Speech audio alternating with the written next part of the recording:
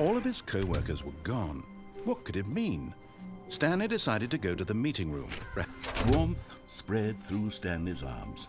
With the bucket in his arms again, he was home.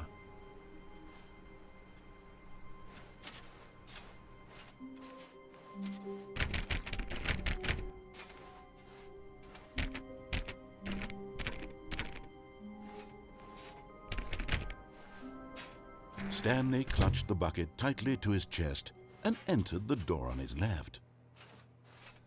This was not the correct way to the meeting room, but Stanley had felt the bucket calling to him, telling him that the employee lounge was simply the place to be. And here it was. Had the bucket turned out to be correct? No, never mind. The bucket was wrong. Stanley took the door on his left to go back to the meeting room. No, Said the bucket.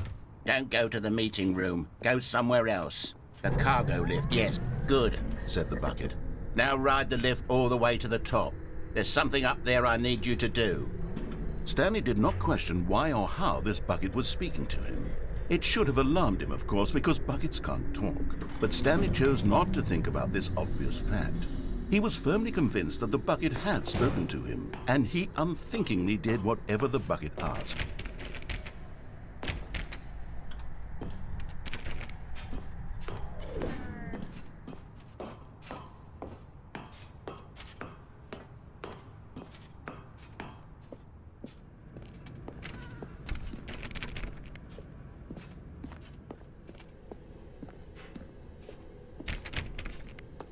No, stop. Look there on the wall. You see, there's a sign right there. It says, "No buckets past this point." Stanley, how could you think it was okay to bring the bucket here? Unless, what if the problem is that you actually don't know what is a bucket and what isn't a bucket? I suppose that would explain a lot about your behavior up to this point. Which, if that's true, well, my goodness, I think we have to do something about it. This misunderstanding could have dire consequences on the entire rest of the game if not addressed quickly and promptly. So much of the impact of the story is dependent on your understanding of what is and isn't a bucket. Please, step in here for a moment.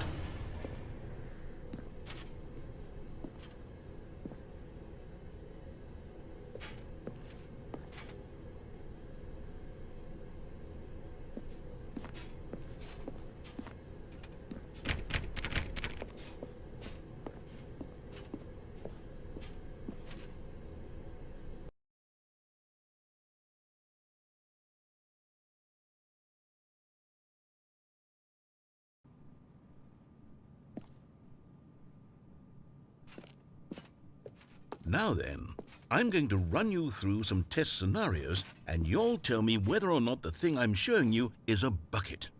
Simple enough, right? This should tell us everything we'll ever need to know about what is or is not a bucket. Okay, let's begin. Item 1. Is this a bucket?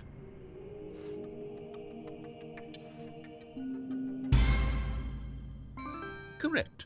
It is a hologram of a bucket, not an actual bucket.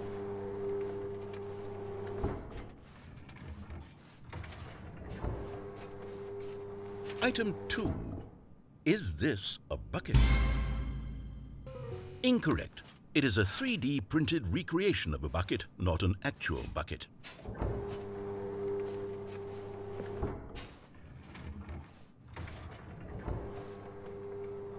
Item 3. Is this a bucket? Correct. This is a bucket.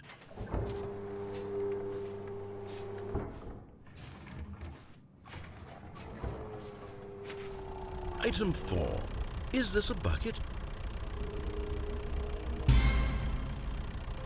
What? Are you hallucinating? This is a tractor. It's an enormous machine that tills the earth. I thought this was a gimmick. How on earth did you manage to screw it up? Absolutely incredible. Let's just move on to the next one.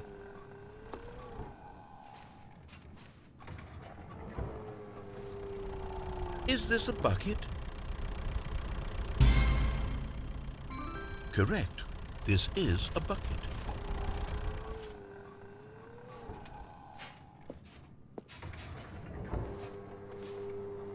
Item 6.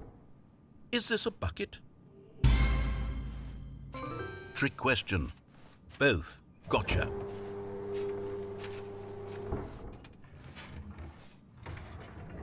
Item... Wait, hold on. I can't find the next one. Let me see. It should be around here somewhere.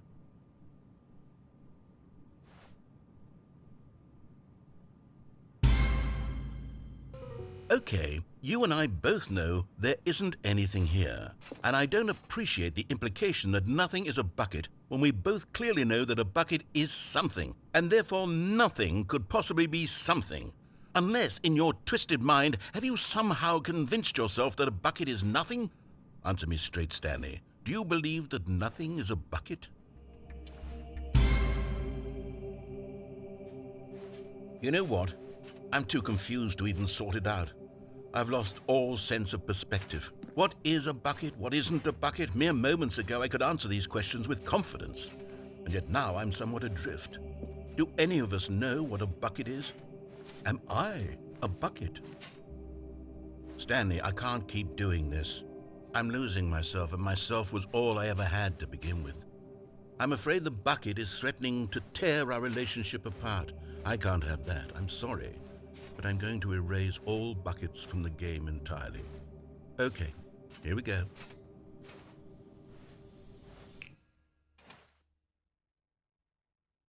What happened? Is everything gone? Why did everything disappear? Wait, was everything a bucket? Every single thing in the game was a bucket. Oh my God, I had no idea. How could... except me. I'm not a bucket after all. And you, Stanley, you're still here. You're not a bucket either. Oh, this is wonderful news. We're not buckets.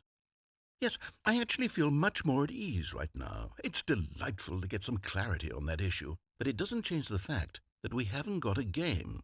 So, tell you what, I'll reset everything and we'll put back all of the buckets, okay? And we'll know that it's all a bucket. But if you run into anyone else, maybe don't mention that. Who knows what that information might do to a person? All right, here we go.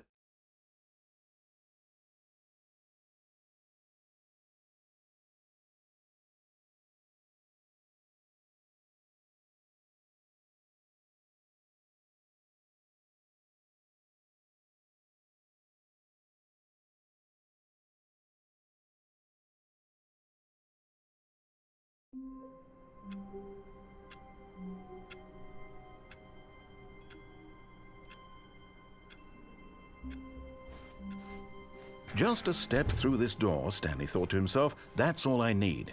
If I can make it through this door, I can make it through them all.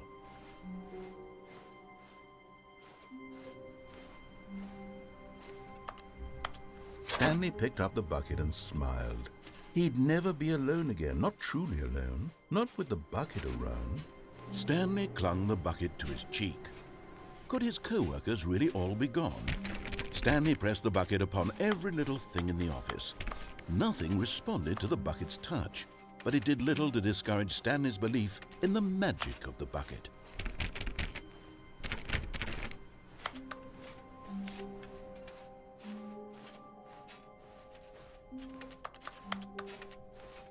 Stanley clutched the bucket tightly to his chest and entered the door on his left.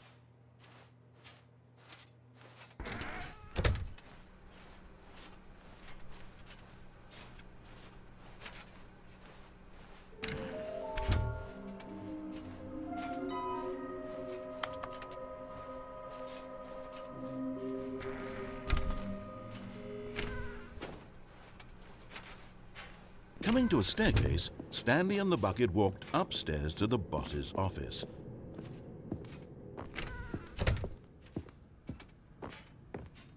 Stepping into his manager's office, Stanley was once again stunned to discover not an indication of any human life.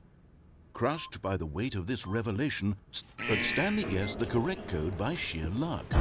Was it that the bucket knew all along? Was the bucket guiding him? Yes. This is certainly the most logical explanation.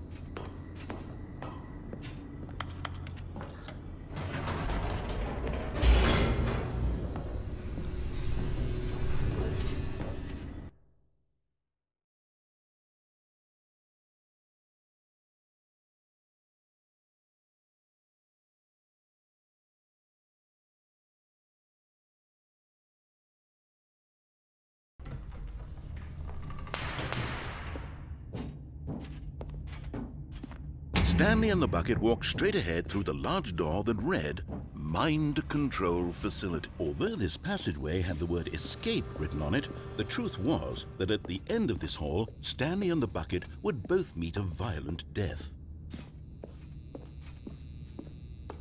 The door behind them was not shut. Stanley and the bucket still had every opportunity to turn around and get back on track. At this point, Stanley and the bucket were knowingly walking forward into a very painful death for each of them.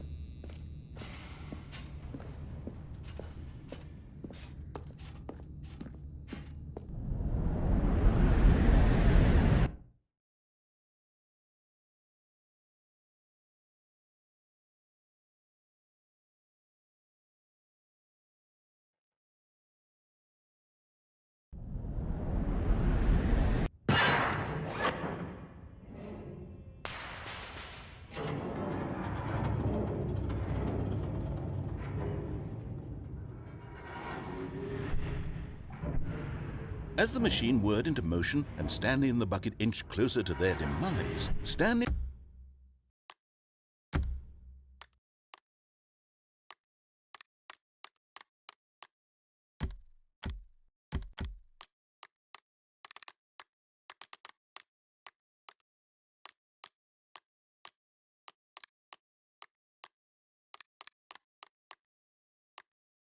reflected on how meaningless the bucket's warmth and comfort had turned out to be.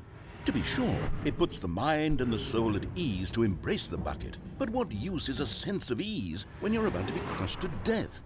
This is what Stanley thought to himself, and he sort of kicked himself for wasting so much time carrying a bucket everywhere.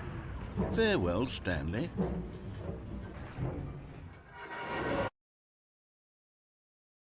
"Farewell, Stanley," cried the narrator, as Stanley and the bucket were led helplessly into the enormous metal jaws.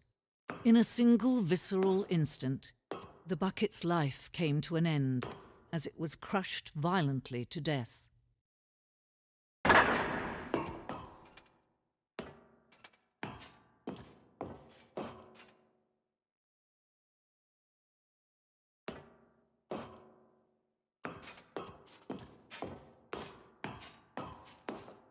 It was a shame, the death of such a magnificent bucket. It's true that all buckets are radiant in their own way, but this one stood above the rest. It was a glorious bucket to behold.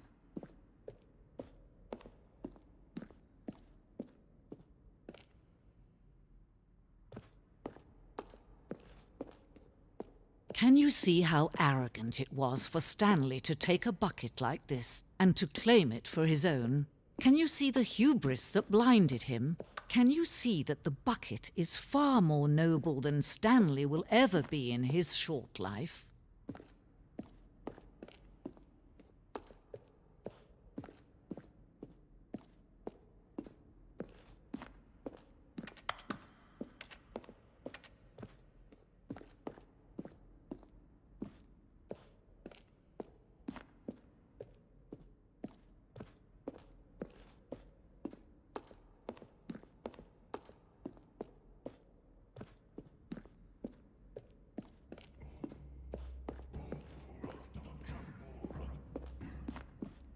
No man can own a bucket, and certainly not a bucket as dazzling to behold as this one. It is man who should kneel before the bucket.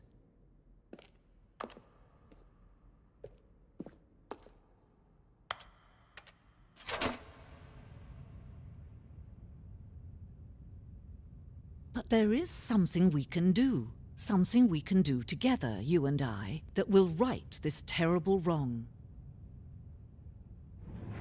Let Stanley die. Let him be crushed by the machine. Don't reset the game. Don't give him another opportunity to run off with another beautiful bucket. We can save the world's buckets from their treatment as tools and implements if only we let Stanley die together. The bucket shall take its place as ruler, as leader, as commander of a new world, a new vision for...